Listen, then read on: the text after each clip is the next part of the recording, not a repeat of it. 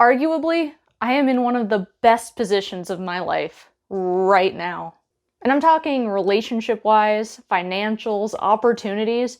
I have never been this well off in my entire life. But unfortunately, my mood disorders are not reactive to the situation I'm in. Rather, they're a chemical imbalance in my head that is going to be with me for the rest of my life. My depression does not care that I am in a loving relationship.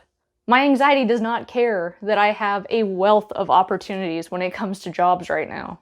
And 2020 has been hard on all of us, regardless of situation.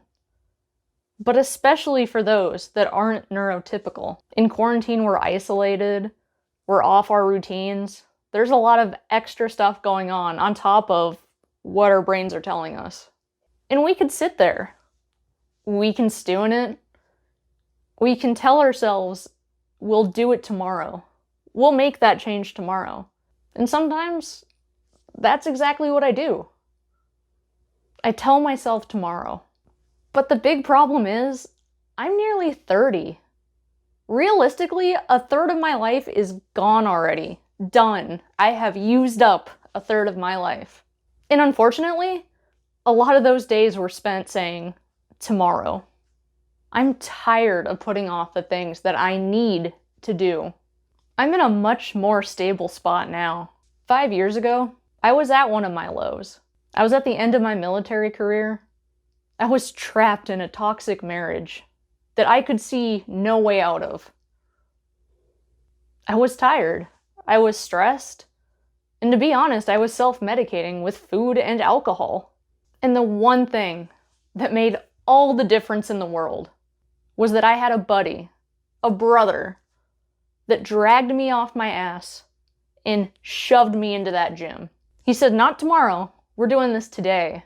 And he said the same thing the next day, and the day after that. He held me accountable when I wasn't able to hold myself accountable for anything. He called me out on my bullshit, to myself and others. It's been 5 years since then, and I have continued to push into that gym. Quarantine happened, I built my own gym. I was not going to give up that level of stability when everything else had been stripped away.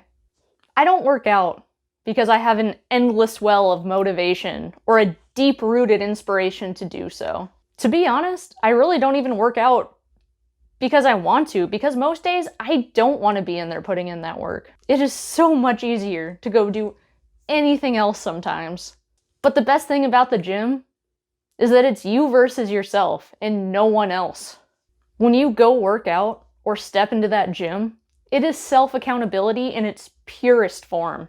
Working out, there's no clearer mirror than staring back at yourself and seeing the results that you've decided to put into it. And it's a humbling truth. A lot of the times, you see things that you don't want to talk about with yourself. And that's part of the process, and that's okay. Working out has quickly become one of the main pillars in my physical and my mental health. And I'm not gonna lie to you. It's not always gonna be easy, and it's not always gonna be fun.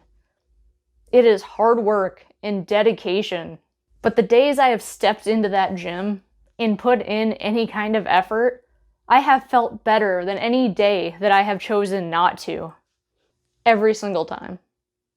And I want to be clear, the gym and working out is not a cure-all for your mood disorders, your depression, your anxiety. But it is a tool, and it's a powerful tool.